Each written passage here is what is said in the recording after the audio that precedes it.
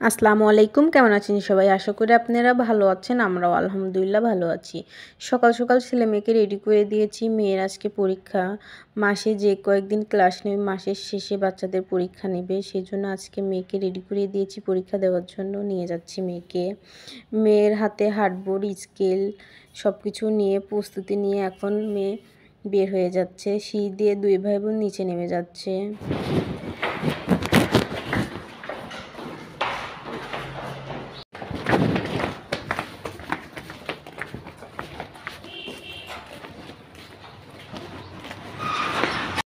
প্রতি মাসের শেষে যে পরীক্ষা হবে সেই জন্য যে যেইখানে প্রতিদিন বসে বা এসে বসতে পারে সে সেইখানেই বসতে পারবে। ছাবিয়া প্রতিদিনের মতোই সামনে বসে গিয়েছে।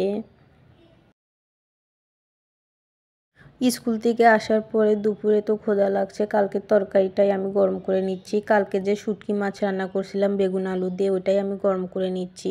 আর পাশের চুলায় ডাল গরম করে নিচ্ছি। মসুরের ডালটাও গরম করে নিচ্ছি। এখন দুপুরে খাবার খেয়ে নিব বাচ্চাদের সাথে। বিকেলে আবার মেয়ে বলতেছিল, আম্মু চলো ছাদে যেয়ে বেরিয়ে আসি, আজকে তো বিকেলে প্রাইভেট নাই, আজকে চলো একটু ছাদে যেয়ে বেড়ায় আসি। তাই বিকেলে আবার ছেলে মেয়েকে নিয়ে ছাদে নিয়ে আসছি। দুজন সুন্দর করে খেলা করছে। মেয়ের আবার শুক্র শনিবার 2 দিন প্রাইভেট ছুটি থাকে। আর আজ স্কুলও 2 দিন ছুটি থাকে, শুক্র শনিবার। কিন্তু শনিবারে আজকে পরীক্ষা ছিল, তাই পরীক্ষা দিয়ে আসছিল। ছেলে মেয়ে দুইজনে সুন্দর করে খেলছিল ছাদের পর।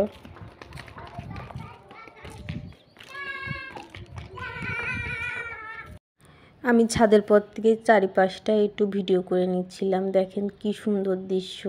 উপরে শুধু সবুজ আর সবুজ। আমাদের ছাদের উপর থেকে শুধু গাছপালাই দেখা যায়, অনেক সুন্দর লাগে। ছাদের উপর থেকে শুধু সবুজ আর সবুজ দেখা যায়। দেখতেই পাচ্ছেন অনেক সুন্দর দৃশ্য।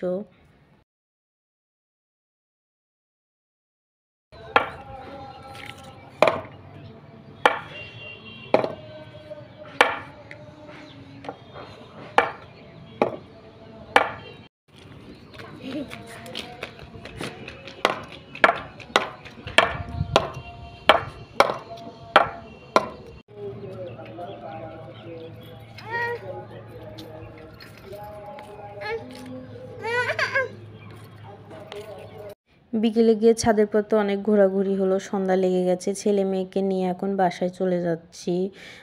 ছেলে মেয়ে তো যাইতে চাচ্ছে না, যে আম্মু আরেকটু থাকি। বললাম না আম্মু, বাসায় যেতে হবে, সন্ধ্যা লেগে গেছে। পরে বাসায় চলে আসলো। সন্ধ্যার পরেও আবার ভাই বোনের দুষ্টামি শুরু হয়ে গেছে। দেখতেই পাচ্ছেন দুই ভাই অনেক সুন্দর করে খেলা করে। যেহেতু বাসায় কারোর সঙ্গে ওরকমভাবে মেশে না, দুই ভাই বন্ধুর মতো খেলা করে। আবার দুই ভাই প্রচুর মারামারি করে, দুষ্টামি করে। এভাবেই আমাদের সারা দিনটা কেটে যায়।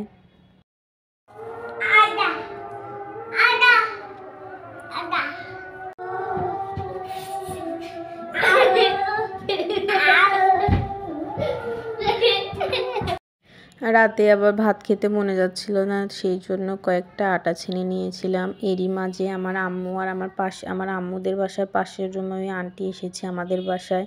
এসে আবার আমাকে রুটি বানিয়ে দিচ্ছিল। বলতেছিল, তুমি এত রুটি কখন বানাবে নে? আমি বললাম যে এইরকম করেই অনেকক্ষণ ধরে বানাবো না, যেহেতু বাচ্চাকে নিয়ে প্রতিদিন স্কুলে নিয়ে যেতে হয়, নিয়ে আসতে হয়। কিছু রুটি আমি ফ্রোজেন করে রাখবো, সেই জন্য বেশি করেই আমি আটা ছেনে নিয়েছি। হালকা করে ছেঁকে আমি নর্মালে রেখে দিব। ওই আন্টি আমাকে রুটি বানিয়ে দিয়েছে, আমি হালকা করে ছেঁকে নিচ্ছি রুটিগুলো। এভাবে আমি সবগুলো রুটি হালকা করে ছেঁকে নিব।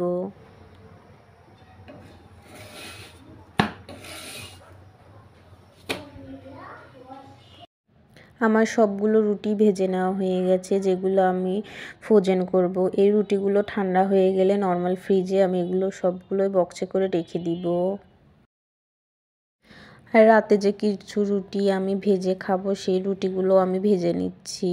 ওগুলো ভেজে ছেলে মেয়েকে নিয়ে এখন রাতে খাবার খেয়ে নিব।